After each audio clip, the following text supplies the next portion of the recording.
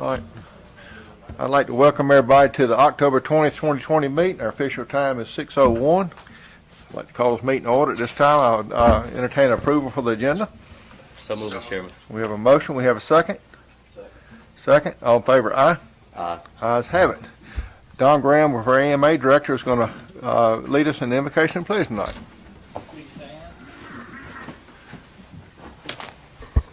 Let us pray. Heavenly Father, we come to you tonight asking for your guidance, wisdom, and support as we begin our meeting. Father, we thank you for the gift of today. We pray that our eyes will remain open to every blessing you have given us. We truly appreciate you and all that you provide us. We love you, Lord. In Jesus' name, amen. Amen.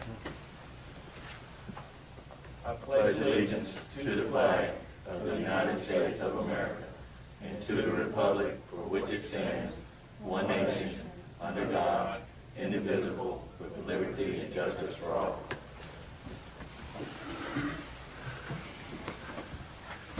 Thank you, Mr. Graham.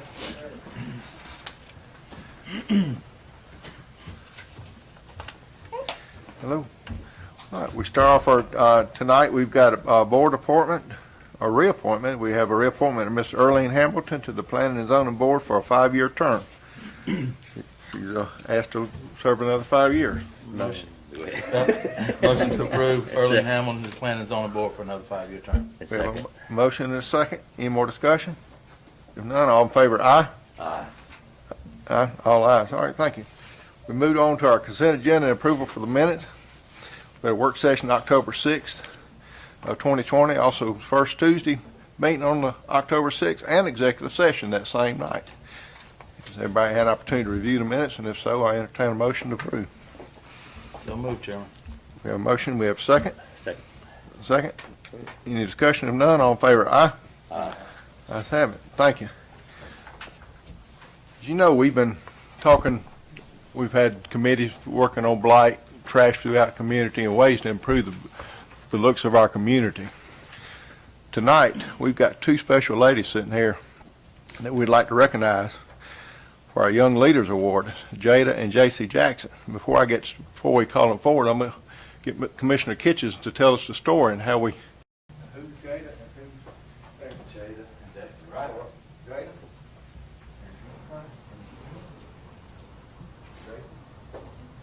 You'll turn around with the board, we'll all fit together and have a picture together. Hold the flag up. There we go. Maybe so we can see you smile with your eyes. Hey, those girls make you guys look good. They do. Thank y'all so much.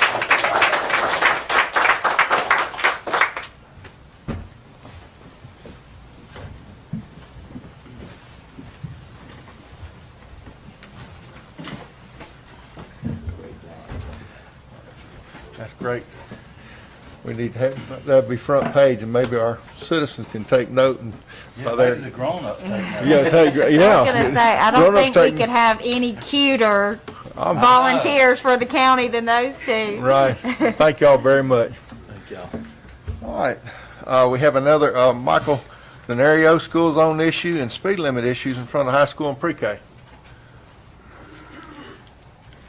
How are y'all now? Good evening. Hey, Coach.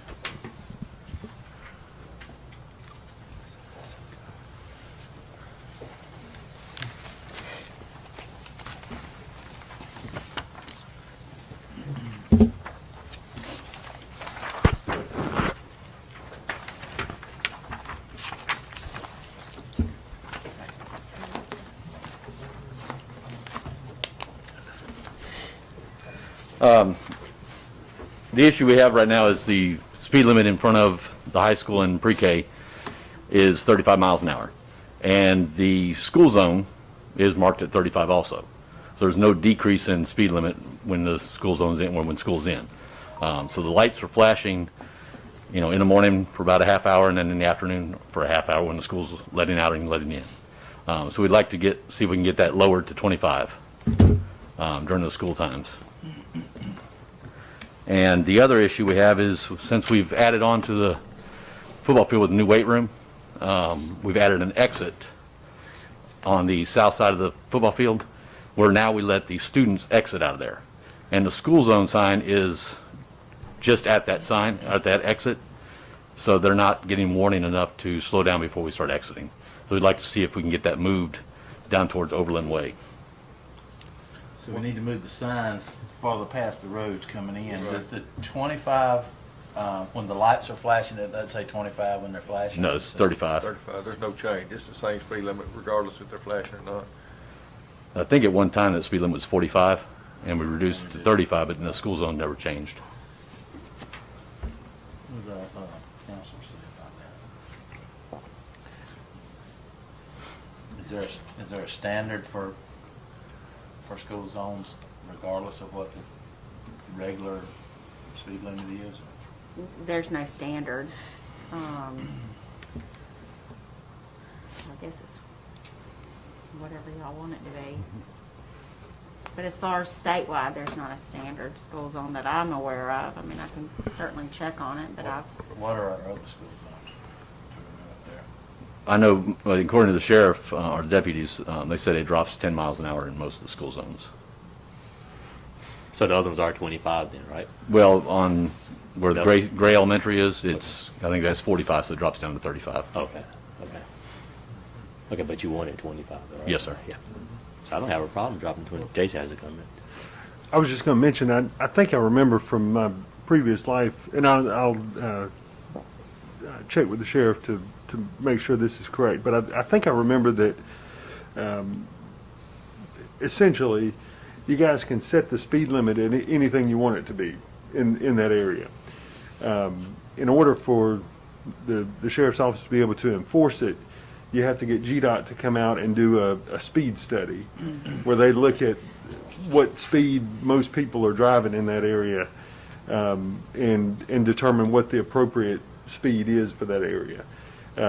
So I think you have to go through that step before it can be enforced. But I think you could, I think I remember that you can set it at whatever the board deems fit there. I So. think they have to check like the grading and of the road and site and things of that nature to determine before deputies can start enforcing it. And I don't say that to discourage you Right, no, that's probably at the all. process, Just- just like when they certify new roads or, Right. you know, as far as being able to enforce the tickets on it and all. So I guess, Chairman, if it's appropriate, I'd make a motion that we first move the signs to the proper location to give them the 1,000-foot notice before you get into the school zone, and then start the process of whatever it takes, because I think we should be in consensus to move it from Right. 35 to 25. So whatever that process takes. Okay. Second that motion, Chairman. Second motion. Any more discussion? If none, all in favor, aye? Aye.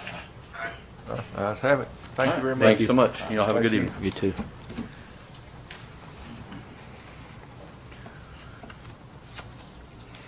We got new business tonight. Greg with us tonight? He's on the phone Oh, over here. okay. So, We got the grant application resolution for, Greg, can you hear me?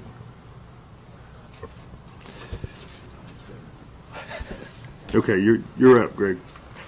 All righty. Thanks so much, everybody. Appreciate the opportunity to join you this evening by phone. Unfortunately, I found out I've been in contact with somebody who's tested positive, so just doing my due diligence to talk to you remotely this evening. But thank you all for having me on the agenda tonight. I believe there were three various things that I've been asked to talk about here tonight. And so I'll sort of go through them one at a time here, if that's good with y'all.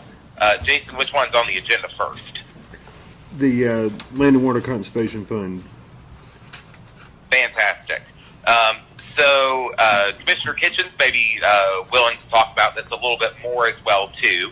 But we are currently exploring an application for grant funding from the Department of Natural Resources through the Land and Water Conservation Fund for work to expand Liberty Park over in District 1 on the western side of the county, just north of Lucas Lake there, the reservoir.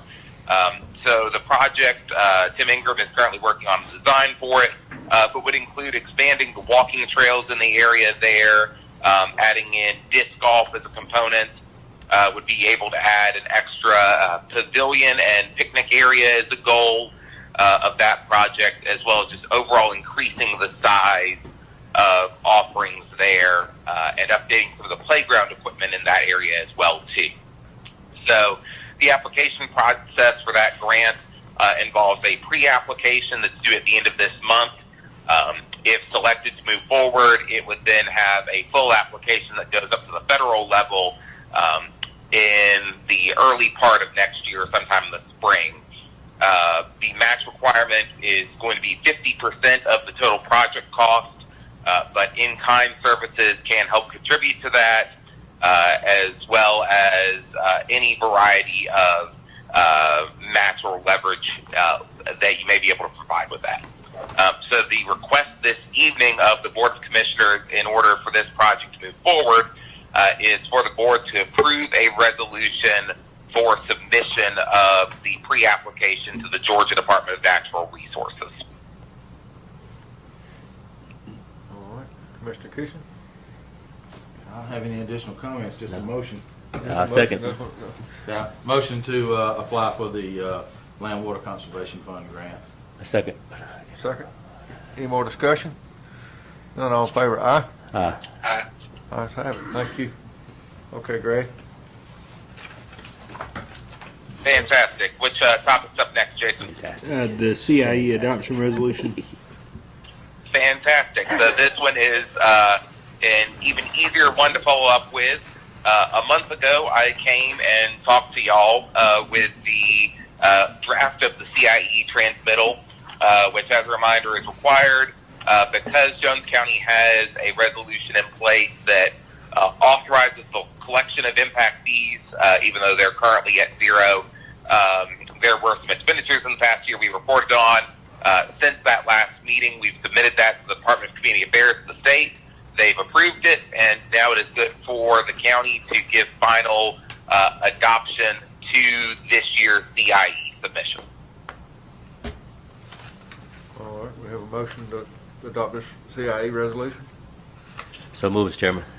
A motion, we have a second? Second. Second. Any more discussion? None, all in favor, aye? Aye. Ayes have it, thank you. Broadband. Great, thank you. You got broadband so- now, Greg. Then the final topic, I believe, that was on the agenda this evening is related to the broadband ready designation.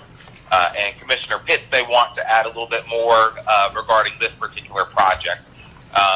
But the state of Georgia has a broadband ready designation that they are willing to give to communities that have taken proactive steps towards easing the permitting process for new broadband development, being ready to help support that development and launch it throughout the community, and basically being in a proactive position to partner with potential providers for broadband service.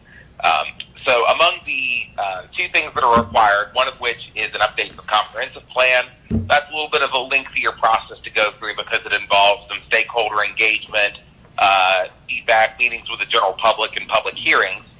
But one of the other steps that's a little bit more straightforward is the state requires adoption of a model broadband ready ordinance.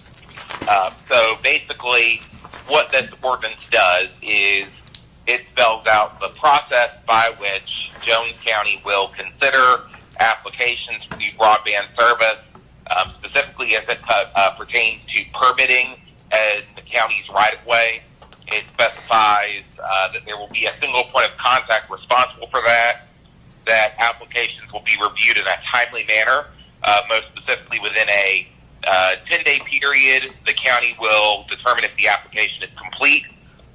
Then within that period, the county will then either deny or approve the application at that point based off of the various factors that may be in the county's ordinances already in that regard. But you have the ability to require resubmission if the application is incomplete. But if the county just does not take action, those applications stand as automatically approved. It also caps the application fee at $100 unless you can provide additional justification for why it's extra important to be higher in that particular case. It avoids duplication in issuing of fees and some other various topics there. I believe you may have the full model ordinance in your packet. I'm not sure. And I would certainly recommend that you have your county attorney look at it if they have not done so as well, too. But wanted to go over, discuss this first step of the broadband ready designation and see if anybody had questions, thoughts, feedback about the model ordinance in general. Does he know that we, last meeting, adopted the broadband initiative? I don't think so. I don't think Okay. I've talked to him since then. Commissioner Pitts mentioned that to me, that it was adopted at the last meeting, and that's a good framework for the public engagement components and some of that information that we'll need going forward. When we did the solar ordinance change not too long ago, we had to start the process of changing something to change our ordinance before we could adopt this. Is that? I'll talk with Tim and see if this has any impact on our zoning ordinances. When you change the zoning ordinances, you have to work through that process with the P&Z board. Right now, our right-of-way permitting process just kind of comes through my office. We don't charge any fees for it. We basically just have the water department and public works take a look at the applications, and we can turn them around in pretty short order. And so there may not be any P&Z implications there, but we'll certainly take a look and see if we need to do that. So what actions do we have to do, need to do at this time on the ordinance? I think probably your next step would just be to put the first reading of the ordinance on maybe the next agenda. I think that would probably give us time to work through that. Definitely time to look at it, yeah. One thing I would think we need to look at is when it talks about, application exceeds $100, reasonable. Who's that going through? Huh? Who would that go through? Probably through Tim's office, right? Or like go right away through your office I think now? it's probably essentially a right-of-way permit is. Yeah. I think that's the closest thing to what it. Well, can we Sort of make thing. sure that this is not going, if we start going down a path where we have colos or something like that, where we're starting to have a permit fee that might be based on a cost analysis, if somebody wants to serve 100 homes or 10,000 homes, the fee might need to be different. I just don't want to tie our hands, but right now we're not charging anything. Yeah. So cross that bridge when we get there. Yeah, I just don't want to limit us to 100 2 years Yeah. down the road or 5 years down the road when we're like, man, we should have had more. Yeah. But did Greg mention that we can go back and revisit, the fees? I think I heard him say that you can revisit it, so. But I do, Mr. Chairman, before I do make a motion, I do want to thank Mayor Barbie, because City Council, they did review our broadband initiative, and they are going to submit us a letter of support. And I think that's just another step showing that the community is united as we move forward with this effort. So I want to thank you so much, Mr. Mayor, and the City Council for joining that effort. So it's showing the city and county are working together, so thank you. And with that said, Mr. Chairman, I make a motion that we put the broadband ordinance on our next agenda for the first reading. Absolutely. We have a motion. We have a second. Second. Second. Any more discussion? If none, all in favor, aye? Oh, damn. Oh, Mr. come Martin here. had- Come here. Pull your microphone on. I can't hear you. Sorry, having a little bit of tough time hearing you guys on this one, but Pull your microphone I on. know we talked a little bit about this in the last one, and just wanted to make sure in section 6C, the single service drop, can Greg or somebody give a little more clarity to that? Greg, what was section again? It was number 6C. 6C. Can you give us some clarity on that, Greg? Greg, could you hear him? Yes. Okay. Yeah, I heard that section there. So basically what that says, it appears through looking at the reading there, that if this is just the broadband provider already has access through the right-of-way, they already have a fiber line, for example, that's going up towards a property, and it just needs to be moved, connected then from that line to the end customer. There's not going to be a permitting fee to hook up an individual customer as part of that process, is how I interpret that section. With the caveat, I'm not a lawyer, but I think that's what they're trying to say. Okay. And the reason why I asked, because, we are rural, and I know we talked about the last mile, and that's part of our great challenge in Jones County, getting internet to that final customer. And if this is just permitting, that's something different, but I just want to make sure that we do address that we do have customers that are in that final mile, and even including myself. Cox Cable is literally 300 yards away, but I can't get it because they're not going to bring internet service down my driveway.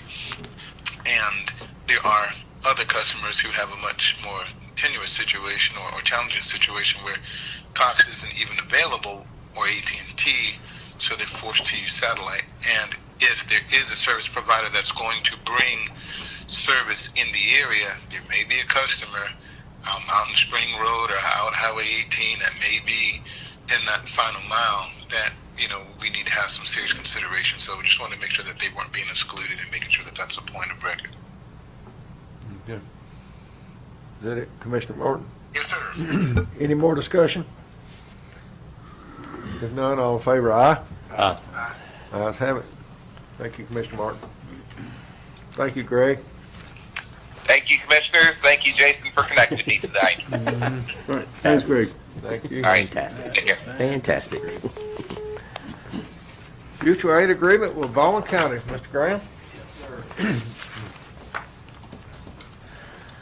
I was approached by the new fire chief, Victor Young, from Baldwin County, to enter a mutual aid agreement.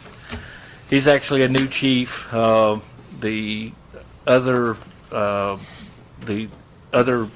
chief that was there retired after a few years, but he actually wanted Chief Young wanted to change the agreement that we had previously. He wanted to update it to a little better, and I didn't see any problem with it. Actually, Chief Young is one of ours. He's lives down in Haddock, and he's a volunteer for us, but he's been working for Baldwin County now almost 35 years. So kind of makes you feel old when a man that you trained years ago, about 36 years ago, and now he's chief. So I would imagine that Ashley would like to go over this before y'all sign it. But I went ahead and made my signature. I approve everything on it. It seems very basic and right to the point. When they call, we'll come and help them as needed, and vice versa. So that completes all counties that touch us are up to date now. But I think he was he was concerned that he wanted to make sure that he was doing everything right as a new chief. Are there any significant differences between this and our other mutual aid agreements? Just an and or an in or something like that. It was just about by verbatim. Okay. It's simplified. It's very simple. And if we're not available for some reason, we're on another call and we can't go, we can't go. We won't be punched in the eye for something like that. So, but you can rest assured I will send help when I can give it to him. Y'all can certainly approve it, just depending upon Depending our on- review. Yeah. I've got to sign it anyway. Motion to approve the agreement for mutual aid, Chairman, with pending the attorney's review. Thank you. Second, Chairman. We have a motion to second. Any more discussion? If none, all in favor, aye? Aye. Ayes have it. Thank you, sir. Commissioner Martin, you're up. Establish a county city land bank authority. Right. We, talked about this. Well, actually, I put it on the agenda when you guys first got elected. Recognizing that we had blight issues back then from the previous urban redevelopment study. In light of the fact that there is a stronger sense of a commitment to following through, I'd love us to pursue that. We know that it's going to take some work. It's going to take some time and cooperation. But if we never put the right foot in front of the left, we'll never get there, and we'll be talking about this maybe 4 years from now.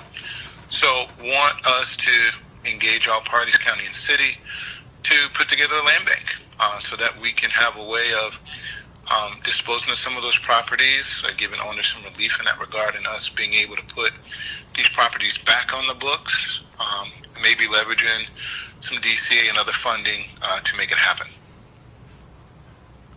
Okay, any questions for Commissioner Martin? I know Commissioner Martin, say we proposed this, during our first term. I can't remember exactly why I didn't go any further. I don't know if the board just wasn't interested at the time, or was there some issue with the city? I don't know, but I know we didn't really push it, but now that we've done a lot of legwork, the regional commission is involved. We have citizens that have put, blood, sweat, and tears into making blight a real task for us to accomplish. Here's an opportunity for us to partner with the city. You guys have been having some regular meetings and some opportunities over the last couple of years to work together. Here's how we can address it. We have a huge issue from the county level, and I'm sure there's some city blighted properties that we can both leverage to get back onto the tax rolls.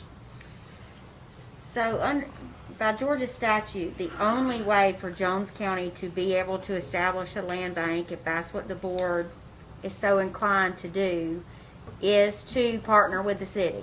Okay. And so the first and foremost thing that would need to be done is sort of a joint meeting, scheduling a joint meeting between the board and the council. city to discuss the pros and cons and see what interest the city may have.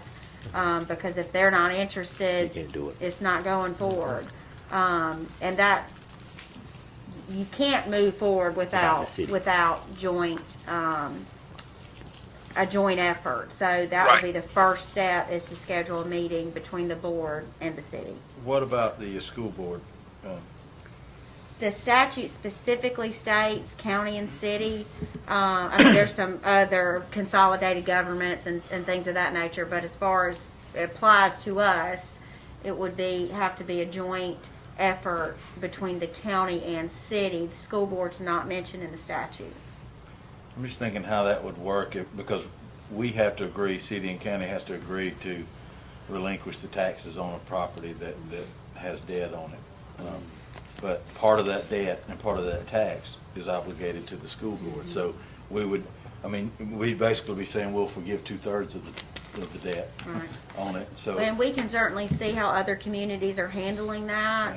And probably you all would want to get the school board involved, but by statute, they're not a component. I remember us looking at it one time and even looked at a regional land bank authority because I think it's going to boil down to cost because just, thinking about it, you're going to have staff to identify the property, start doing title search, start doing, going through the court systems.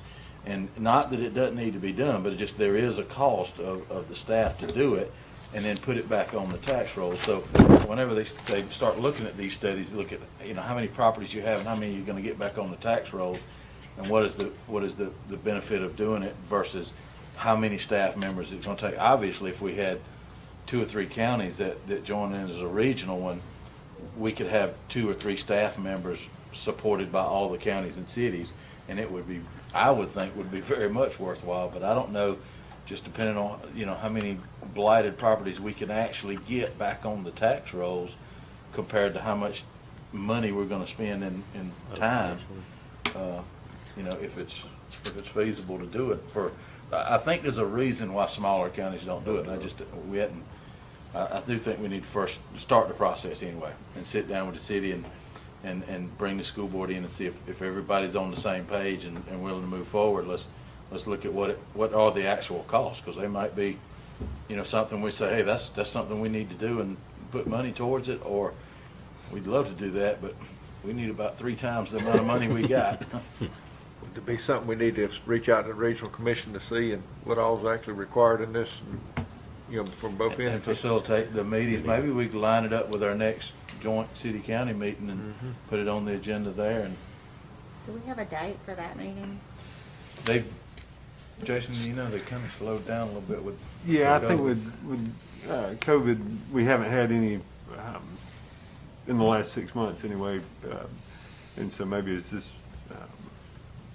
hopefully starts to ease up, we'll be able to get back together and resume those. So I think the short answer is we don't have a date at this time. Sorry. Well, could I get a motion to, And the date for the next quarterly is something like the 24th of November. Did we have one? Maybe. That's I pretty just- close to Yes, Thanksgiving. sir.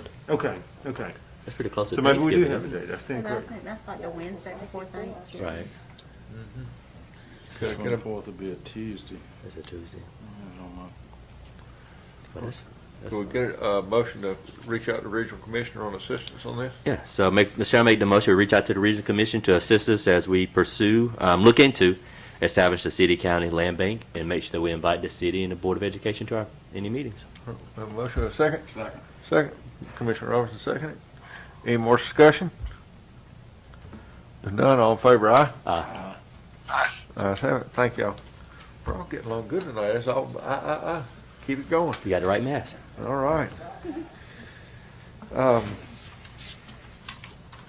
Blight database, Commissioner Martin, you're up again. All right. Again, that committee did a lot of work identifying properties. I think there's 2 parts to this database. One, logging what they've already done, because this is the second time the report has been done with the regional commission and now with this group. So log the properties that are on the rolls. One, to help identify future properties that may need some resources or assistance, whether we do a land bank or not. And 2, the CHIP grant. Obviously, if these are homeowner-occupied properties, the CHIP grant is a direct benefit that we can connect those owners to get them the resources to help improve those homes and get them off the blight side. On the other side, we want to have the database where, hey, the committee is already, they understand how to do this process. We need to have the same ability for neighbors to catch some of these properties in advance.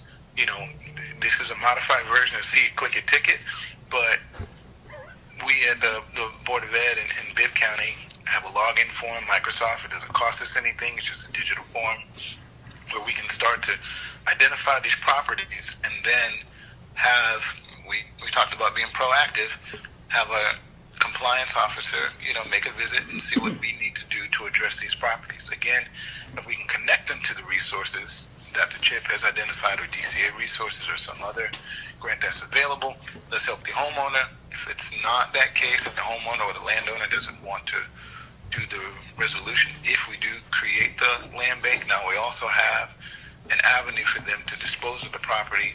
And worst case scenario, if we have to,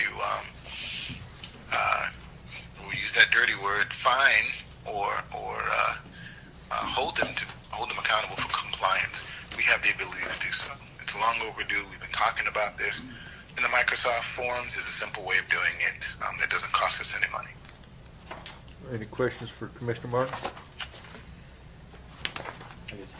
So we have an individual just oversee the committee and log all this information, or does the blight committee have a chairperson that will handle this, or would the staff be responsible for that? Did you hear that, Commissioner Martin?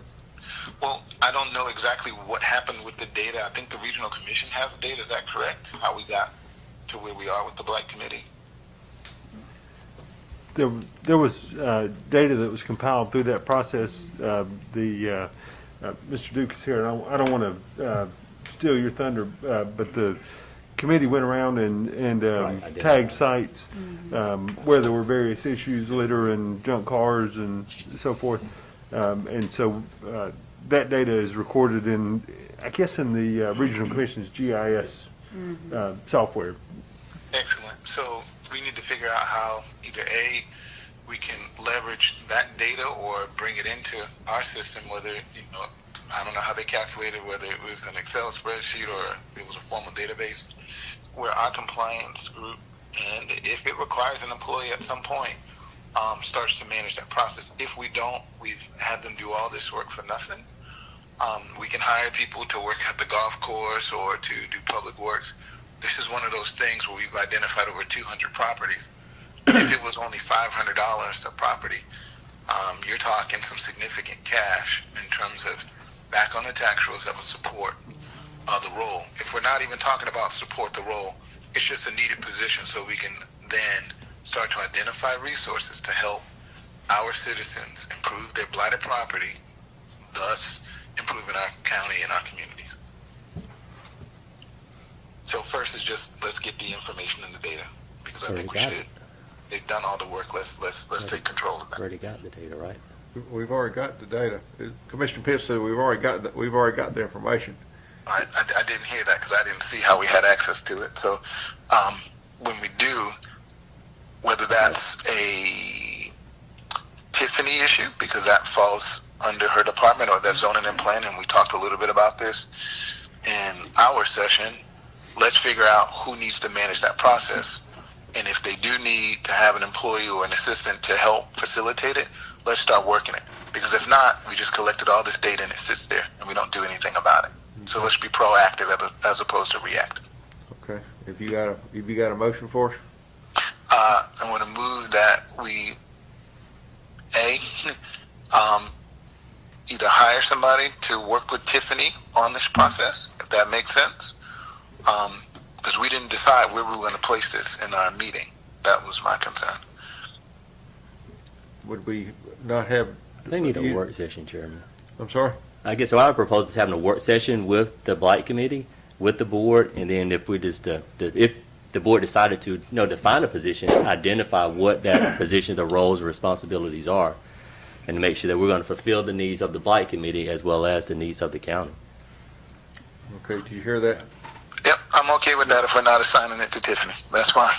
So, well, a motion was made, at least ask for a second, let it die for lack of a second, and then a Right. motion for a work session. All right. Do we have a second? All right, Second. we're going to die for a lack of a second. Yeah, sorry. All right, I need a motion to have a work session on this subject. So shall I make the motion, we have a work session with the Blight Committee and the board to make a decision if we decide to define a role. What is that role? What are the responsibilities? And what does the county hope to obtain or achieve from having that person assigned to those roles and responsibilities? With that, I'll second it, Chairman. Can we get the Regional Commission to get us the information in a spreadsheet? And my preference would be whether it's, because we're talking about two different things, whether it's blight or whether it's an infraction, whether it's a dilapidated home or whether it's a abandoned vehicles, two different things.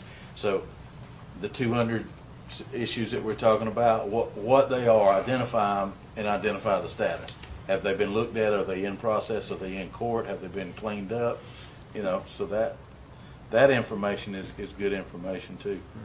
So let's You vote on Commissioner Pitt's motion, and then probably Jason would just direct Tiffany as far as what information you all want for that work session. Sure. A second motion.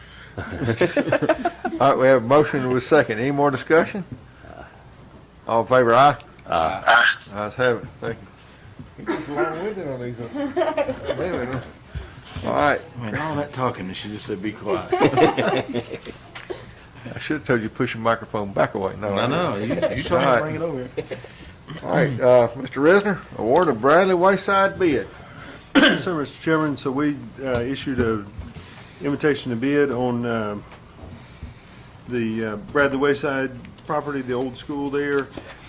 We carved out, I believe it was 2.71 acres, and opened the bids yesterday and received 4 bids. There we go. So the in this case, we're looking for the highest bid. So the highest bid was from Stephen Hanley in the amount of $50,001. And so I guess the recommendation would be to award the bid to Mr. Hanley and to move towards closing of the disposal of the property. Mr. Chair, I made the motion, we award the bid to Stephen Hanley and start the closing process with our county attorney. Second, we had 2 seconds. Commissioner Robertson, on the Chairman, I second. do have a question about, we have a tenant now that has given a closeout time and all that.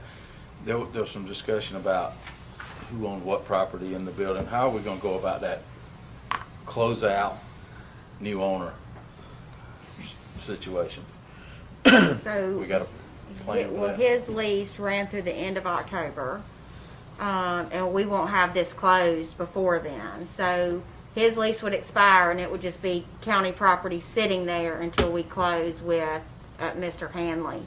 And we walked through with the current tenant to determine what was their property that they could remove from the building should they not be the highest bidder.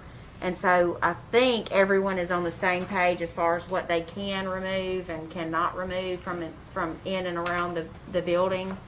So we should be fine with that. So come November 1st, it should be back an empty building without a tenant, and the closing would be after that date anyway.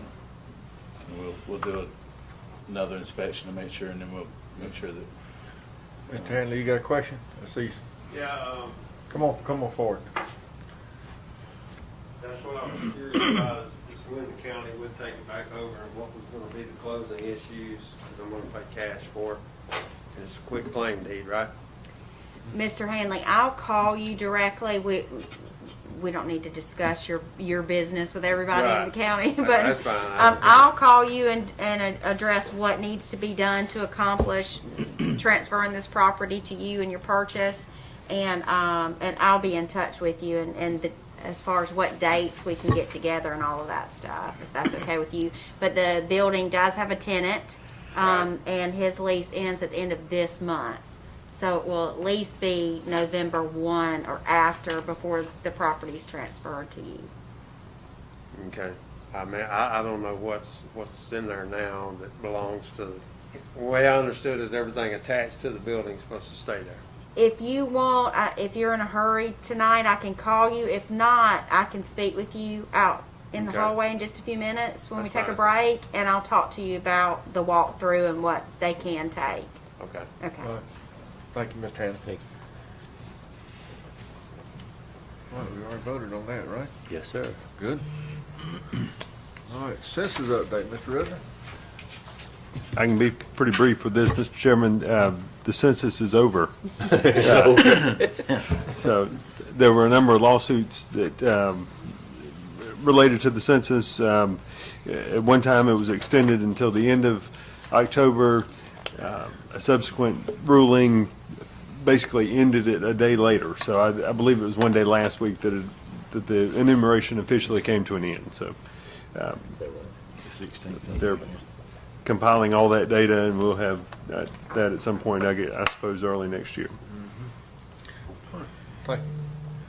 Ms. Wagner, we've got hours of work for all employees. At the last meeting, we talked about all the offices opening back up and working their regular hours again. And now we realize that not everyone is working 40 hours a week. So I sent y'all the information on that.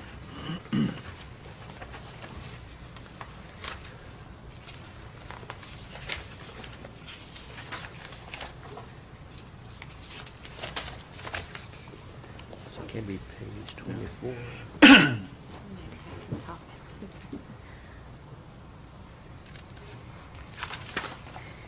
Change to page 24.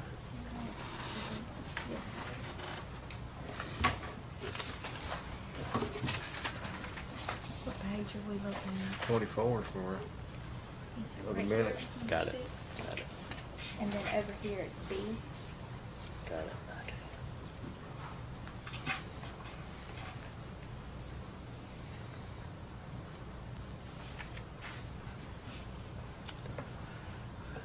So when I read this, it appears that prior to 2006, employees were grandfathered into the 8:30 to 4:30 or 9 to 5. It appears that they were paid for a lunch hour, working 8-hour days, so their 1 hour lunch was part of their 8 hours. After 2006, the commissioners changed it to 9-hour days with a 1 hour lunch, and you got paid 8 hours. That's the way I read it. Is that fair? Okay.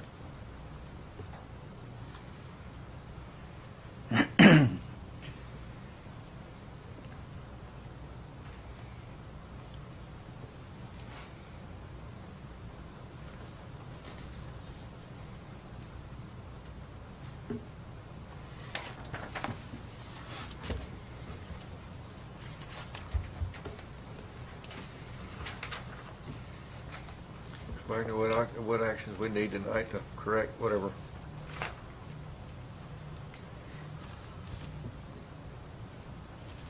Got a bug that keeps going right back and forth.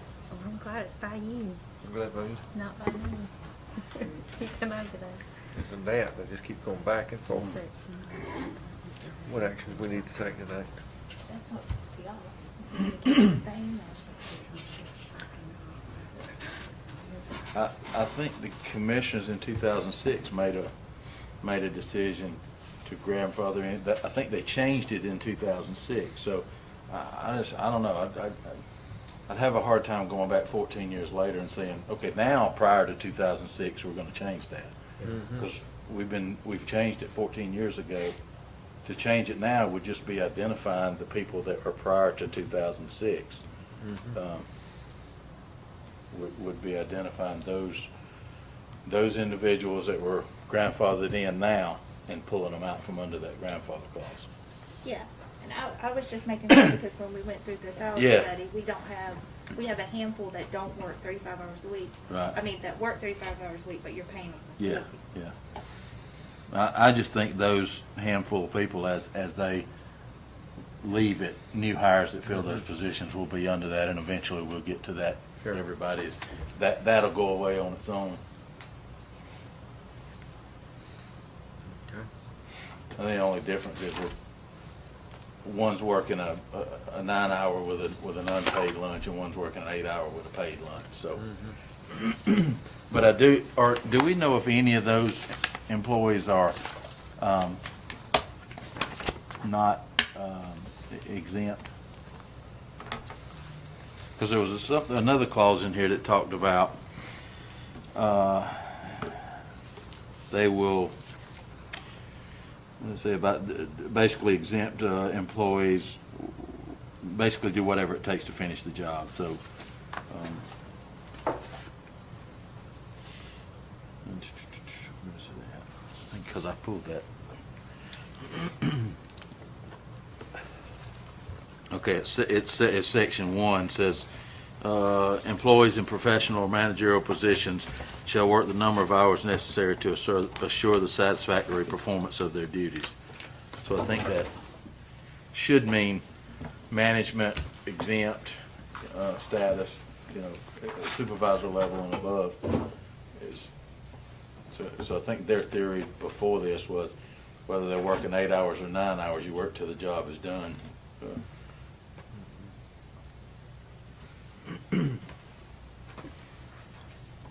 Board's wishes to make any actions tonight, or just leave it like it was?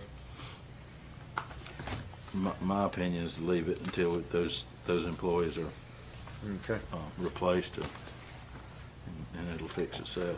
All right, let it fix it then. All right, there's no motion on the board, we'll move on. First Tuesday meeting in November, Ms. Wagner? The first Tuesday meeting is election night, and I know some of you won't be here. No, I'll be here. Okay. I know you had something going on I'll be here. if you wanted to. No. What, we'll be voting here as a precinct till 7, right? Yeah, in the gym. Back there, yeah. Okay. Not in this building. Not there, okay. Okay. Can I ask, you got a quick comment? Tim?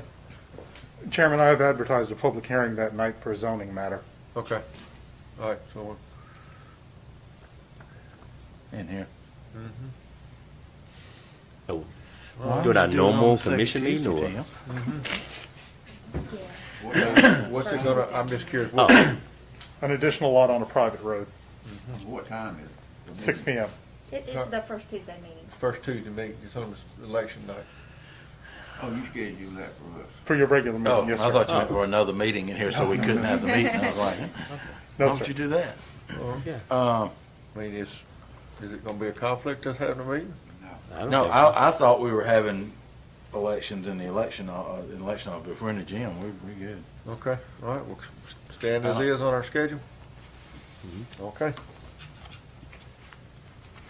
Mr. Martin, you're quiet. Everything all right? Oh, yeah, I'm good. Just listen. Oh, just listen, okay. All right, let's move on. Old business, food truck, Ms. Brody. This is not necessarily my agenda item. I just know it's an item that the board has considered and kicked around. I have began to draft ordinances based on some of our previous discussions. There's still some questions to be answered. I think it's another issue that would need to be, whatever you all decide to do in whatever context, we would need to do in conjunction with the city and have sort of mirror images and ordinances. And I've spoke with the city attorney regarding that, not knowing what you all are going to do, but it being sort of a joint process once everybody decides how they want to proceed. And I think this has been Commissioner Pitts's. And Mr. Chairman, so it was brought to my attention about a food truck, and I have talked to some people in the community, and there's a concern for our restaurants in town. So we want to make sure our restaurants are protected and they don't lose any business because of a potential food truck coming to town. And even if a business was in town was to have a food truck, they need to at least have maybe 5, if not 10 full-time employees. And it's not someone coming from out of town making Milledgeville or Warner Robins and set up a food truck. And that's going to hurt our businesses here, our brick and mortar businesses that are paying taxes here. So at this time, if anything, it was just that as Ashley talks to John and maybe reports back to the board, some of their findings. But at the same time, any position that we take, I don't want to hurt any one of our restaurants that's in town. Well, it's a great marketing tool for them. If they, and I think it needs to be a food truck. If you have a restaurant in our town Yeah. or our county, Right. you can permit a food truck. It would be a marketing tool for them, which every restaurant would have the same option to do that way, so that we're not just having somebody investing $5,000 in an old truck that they can put a restaurant in and come to town and competing to get somebody that's got millions invested. Yeah. But in talking with some of the concerns I've had calls on, everybody felt like as long as you own a restaurant in this town, if you decided you wanted to market with a food truck too, that would be fine. But at least they're not competing against somebody with no investment coming in with, life investment. Right. If that makes sense. And I know we're about to go into citizen comments. I'm pretty sure there's some citizen comments on Sure. this topic as well. Sure. Since we need to really sort of step back, and COVID has postponed it, but set a meeting with the city to address a few things and work on some things, I think this would probably best be suited, this topic, to be held off until that meeting, and we can, work with the city and have, it really needs to be sort of a mutual decision and mirror ordinances. And I've drafted a lot of that based on previous discussions, so John and I can review some of that once the council and the board decide how you all want to proceed. But there'll probably be some citizen comments too If we on could this topic. have a work session with the city, but also invite the restaurant owners in this town for their input too, Right. to see where they're at. Mr. Mayor, you think we could do that? Have a work session with the county and the city, and have a work session with our local restaurants also, to see if they have any. There's no reason that can't be another item on the joint meeting. Yeah. Sure. Sure, that'd be great. All So right, no action taken, sir? all right, we'll go. No action on food truck Let's tonight. just have a motion to postpone. So do you want to mention that we're going to do a work session with the city with it, or? Yeah, and that's fine. Okay, so, Mr. Chair, I make the motion, we add this to our agenda with our City County Board of Education meeting. And we also invite the restaurant owners to participate as well. Second. Second. Commissioner Robinson, second. All in favor, any discussion? All in favor, aye? Aye. Ayes have it. Thank you. Mr. Resident, we have the bids for our ionization. Yes, sir. At the last meeting, the board reviewed the bids that we received on the ionization units. There were some questions about the testing that would be performed there. So sent a questionnaire out to, we had 5 bidders that were all within 10% of each other there. And so we sent those questionnaires out to those 5. We got 4 responses back, and those are in your packet.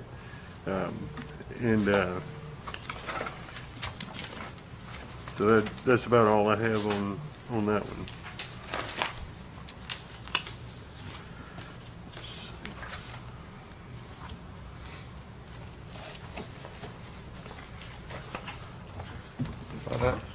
Am I correct in saying Hayes was the only one that came forward up front with the testing and all afterwards? I know they were second lowest, but weren't they the only ones that brought up the testing after the installation to assure that? Do you remember that? Yeah, true. Yeah, I think I don't want to beat a dead horse, Chairman. I think I brought this up last time. Prior to June of this year, or actually about May, when we started finding out about COVID, nobody ever put ionization systems in a unit to kill COVID. They put them in to reduce the outdoor air into a building for energy efficiency. So you don't test for ions if you're trying to reduce outdoor air into the building. You put them on there to clean the coils, and you automatically, your engineers designed the unit with the ionization probe in it, or unit in it, and then set your adjustment for your outdoor air based on that ionization. So their sales pitch was, we can save you energy and save you money by our product. Now, they're not selling it because it's going to save you energy. They're selling it because it's going to save you lives. So it now kills, they find out that it kills COVID, so everybody's putting it, well, the only way it kills COVID is to change the ions in the air and take the bad part out. So you got to know if you're actually doing that when you put them in there. So when you look at these, we ask them in the past 3 years, how many have you put in? Well, we put a 3-year just to see if they just started doing it 6 months ago, or if they've been doing it all along. So one response was that they have put 25 units in with ionization on them, air conditioning units, but only 1 was tested in the last 3 years. So 24 of them was put in and only without any testing on them. So you don't know if they were ionization filters, if it was working or not. Another one put that they had done 11 in the last 6 months. All had been tested before, during installation, and afterwards. I talked to a couple of our counterparts in Dougherty County for school district that are going with them in Dougherty County and in Cobb County and DeKalb County, which are larger school systems, because I'm working with a state group there that they're all going with ionization, and they're actually buying the meters after the fact so that the bigger systems can run their own reports on them, just so they guaranteed that they know that they're actually killing COVID, which is what they're buying them for. I mean, I don't think we're buying these for any other reason, because you've already engineered your system. So to put an ionization system in there now, you can't go back and reduce the intake air going, because your unit was based on the size of your room. So you can't change the CFM based on outdoor air now after you've built the building and sized the unit. So it don't work in reverse. So if we look at the one Hayes actually has put in, these are local places they've put them in: Middle Georgia State, in Macon, Hancock, and GMC, Dames Ferry, Wells Elementary, Turner Woods Elementary, Gray Elementary. So they have put them in all of our schools. This is I'm just more comfortable with a company that has a proven track record at testing for killing COVID than a company that I feel like put it in as what it was originally designed for, to reduce outside air. So, Like Hayes? yeah, so my recommendation would be to go with Hayes, the second highest, based on that we're assured we're getting the product that we intended when we put it out for bid, and that was something that would kill COVID. A second, Chairman. We got a second, we got a motion and a second on Hayes. Any more discussion? If none, all in favor, aye? Aye. Aye. Commissioner Martin? Aye. Ayes have it. Thank y'all. Citizen comments. Any citizens tonight like to come forward? Citizens? Commissioner Martin, you want to start us on? Whoa. I'm sorry. Good evening, gentlemen. Good evening. All right, John Wood, Olive Green Road. I come here as the chairman of the Tax Assessor Board. About a year ago, we had a member fall ill, and unfortunately, she passed away. And that seat is in Daylon's district, and it has been vacant for almost a year now. Sam, we have a member that's, moved out of state from your district.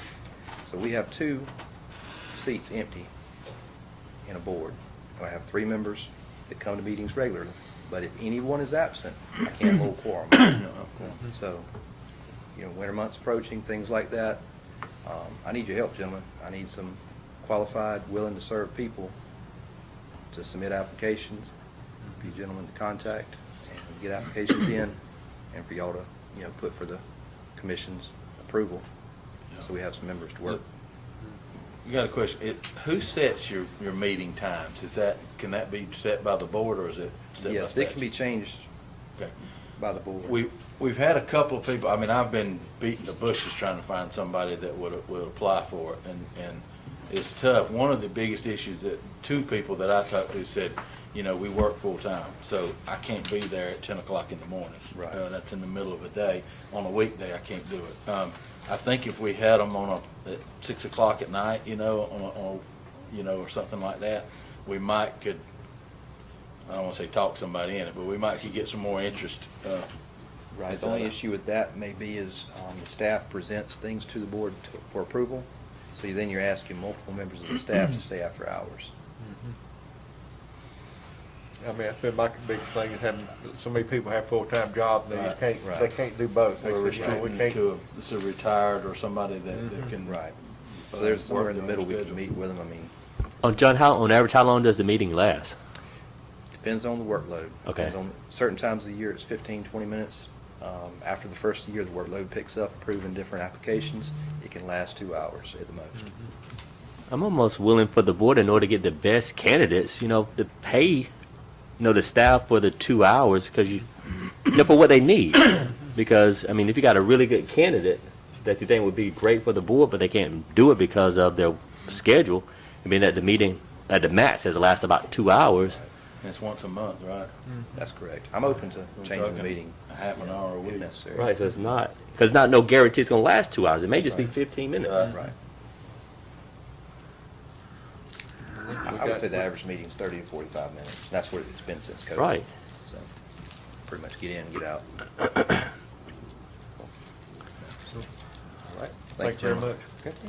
Thanks, John. Commissioner Martin, have you got anybody that's interested in serving on the board of tax assessors? We can do a little research, because I couldn't hear all of it. It sounds like we have, how many vacancies? Two. One in your district and one in Commissioner Kitchen's district. All right, and then I think I heard something about the meeting times and it being adjusted. Yeah, yours has been open for over a year now. And they're willing to change the times to accommodate somebody that might be employed that would be interested in doing this. Okay, excellent. Okay. My first recommendation is going to be one of the Harrises that was supposed to go on Southern Employment a couple of years back. So either Sunset Harris or his wife. And I'll reach out to them and ask. Sure. Okay. Thank you very much. All righty. Anyone else? Commissioner Martin, while we got you, want to start off on commissioner comments? Sure will. Again, thank you to everybody that's been doing their work. We appreciate it because the county couldn't function without you. The election looks very interesting. I thought we were going to do something about that space to help accommodate additional voters. So that obviously didn't happen quite like I think we thought about doing it. And the reason why I bring that up, because I got a complaint early about privacy in the space of voting. We couldn't do anything for this year. And obviously, we're in the middle of this election, so it's not going to change, but I just got that notice like literally 2 minutes ago. The other thing is workforce development. Still have funds left for students that want to work, so as we're looking at leadership candidates and other folks, let's try to identify youth that can work in the county, you know, whether it's work-based learning or some other function that allows them to take advantage of these resources. If we start getting cuts, we're going to lose that funding. If we don't spend the money, we're going to send it up to Atlanta, and I'd rather keep that money in our region. So work with your respective employers, departments, the chamber, et cetera, to help identify opportunities and also to funnel youth into these positions. I hope that we do really look at, not just look at, but implement a land bank. We understand the partnership with the city is essential, even though we recognize that the bulk of the properties will be in the county. It behooves us to do that. Because again, this is something that's been going on for decades. It's not something new. And particularly in my district, there's an opportunity to really enhance the community, make people proud of where they live, and reduce blight while increasing the tax rolls. And finally, I just want to say that I think it's a great thing that there is a partnership opportunity for the county and the city. As opposed to us talking about it, here's another opportunity for us to walk in that and to make it happen. So I hope that the city and the county take advantage of it, no different than looking at the prospective water authority that may happen. That being said, thank you very much. Thank you, Commissioner Martin. Commissioner Robinson, do you have anything to add? I'm good.